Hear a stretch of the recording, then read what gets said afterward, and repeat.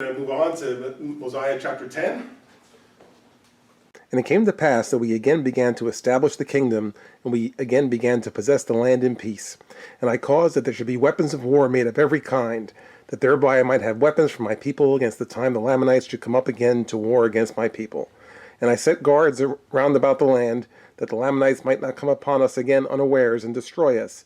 And thus I did guard my people and my flocks, and keep them from falling into the hands of our enemies. Okay, so now that the battle is done, now they're also maybe smarter in terms of what's happening here, right? That it wasn't just some charitable thing that the king was so nice and gave us this land, but rather that they had other motives. So now they're going to protect themselves, right? As you're saying. So now they've learned that they can't trust. Exactly, right? So we can't trust them. So we're going to establish the kingdom. We're going to possess the land in peace, but we're also going to have weapons ready. We're going to be ready to go, and we're going to be on our guard. So it says that that they didn't want to come again unawares, destroy us, so they guarded the people and the flocks and so forth. So they were more careful now, right? Because they know there's an enemy there who's liable to attack us. So they probably set up guards, probably every day, somebody guarding the people and the flocks, and probably took turns guarding, and so they did what they had to do to protect themselves now. And it came to pass that we did inherit the land of our fathers for many years, yea, for the space of 22 years. And I did cause that the men should till the ground, and raise all manner of grain, and all manner of fruit of every kind. And I did cause that the women should spin, and toil, and work all manner of fine linen, yea, and cloth of every kind, that we might clothe our nakedness, and thus we did prosper in the land. Thus we did have continual peace in the land for the space of 22 years. As they tell the story now, so you can see time is passing. So 22 years have passed. During that time, everybody had their jobs to do, whether it was to till the ground, whether it was to make the clothes. Everybody had jobs to do it, so which is good. Everybody was busy. Everybody was contributing. So everybody had their roles to play. So nobody's just sitting around lazy. Everybody's got something to do. And it came to pass that King Laman died, and his son began to reign in his stead. And he began to stir his people up in rebellion against my people. Therefore they began to prepare for war, and to come up to battle against my people. But I had sent my spies out round about the land of Shemlon, that I might discover their preparations, that I might guard against them, that they might not come upon my people and destroy them. The original king has died now. King Laman has died in this particular year. So now his son takes over. So again, maybe part of the reason that there was no more attacks is that the king was getting old. So maybe he just didn't have the energy for that anymore. So he was just kind of riding out the rest of his reign. And so now that the son is taken over, who's obviously younger, and now he's ready to go after these people again, right? But as we said at the beginning of the chapter, they learned from what happened before. And even though 22 years have passed, they still have guards, they still have spies, and so maybe they even added more to that when the king changed over, figuring, okay, we better look out now. We got a younger king here, and so maybe he's going to try to do something. So it says they were warned. They knew something was happening.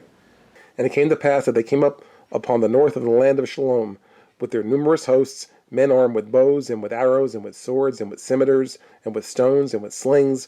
And they had their heads shaved, that they were naked, and they were girded with a leathern girdle about their loins. And it came to pass that I caused that the women and children of my people should be hid in the wilderness. And I also caused that all my old men that could bear arms, and also all my young men that were able to bear arms, should gather themselves together to go to battle against the Lamanites. And I did place them in their ranks, every man according to his age. And it came to pass that we did go up to battle against the Lamanites.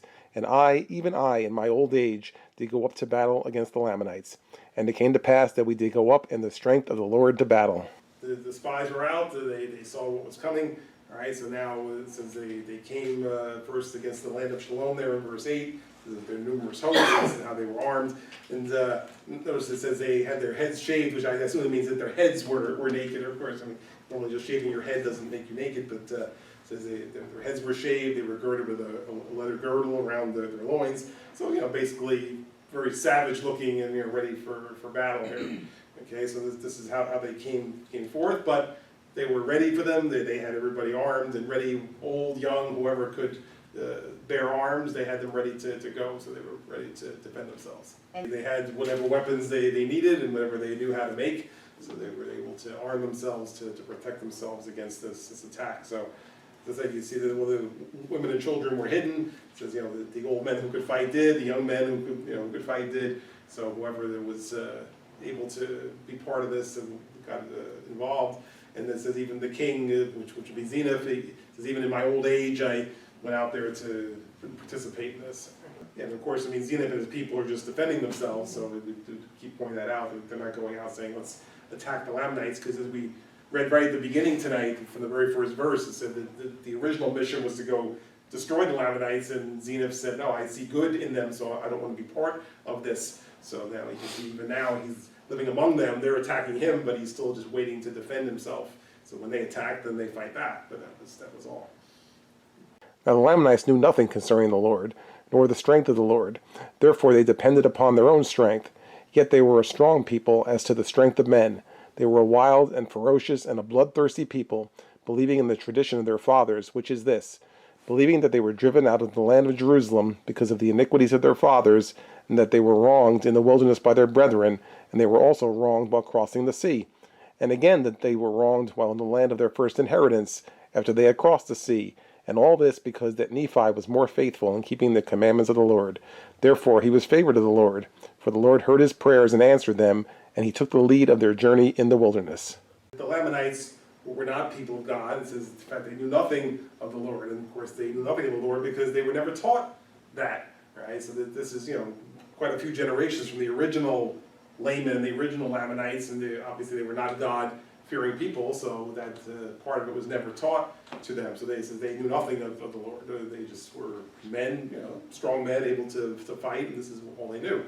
But now it points out in 12 and 13 what they were taught, and it gives you a little insight into what their motivation is. It says they were bloodthirsty people believing in the tradition of their fathers, which is this, right? And then the rest of 12 and 13 is the traditions that they were taught, which is what made them feel this way.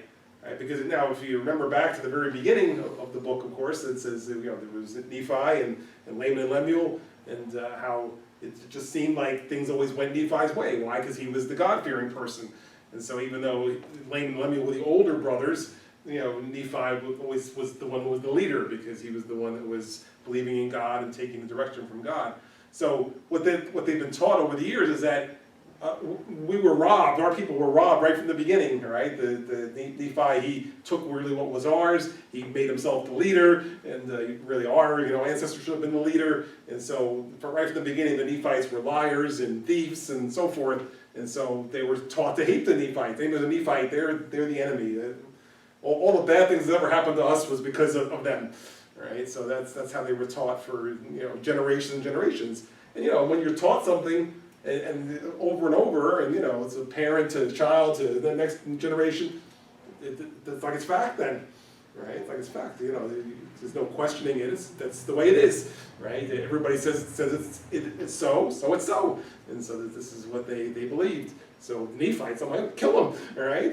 Kill them. It must have killed them to have them living in their land to start with, all right? So we don't want to kill them or make them slaves, but we certainly don't want to love them because they're the enemy. Everything that ever happened bad to us is because of the Nephites. So that's what they were taught. You see in 13, they knew some of the history, right? The time that we crossed the sea, Nephi was favored. When we got to the land, he was the favorite, right? But he was the favorite because he was the one who was serving God. And so God was the one who recognized him as the leader. And his brethren were wroth with him, because they understood not the dealings of the Lord.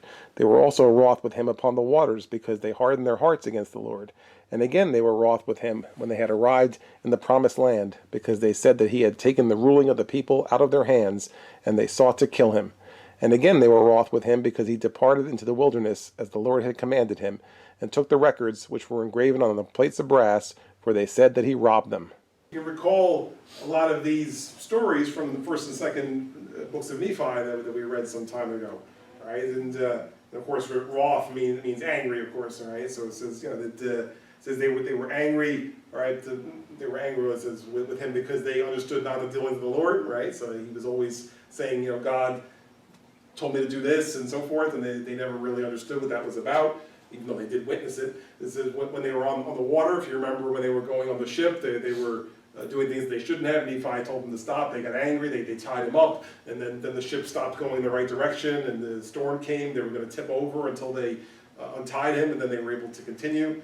Right, when they arrived, it says, he took over, right? He just made himself the leader and the ruler, right? Well, it was because God had recognized him as such. And then it says, then even when they split, which we made reference to before, that the Lamanites in the land of Nephi, that the Nephi and his group left to go over this way, and of course they took the plates of brass with them, since the Lamanites would have had no interest in the scriptures.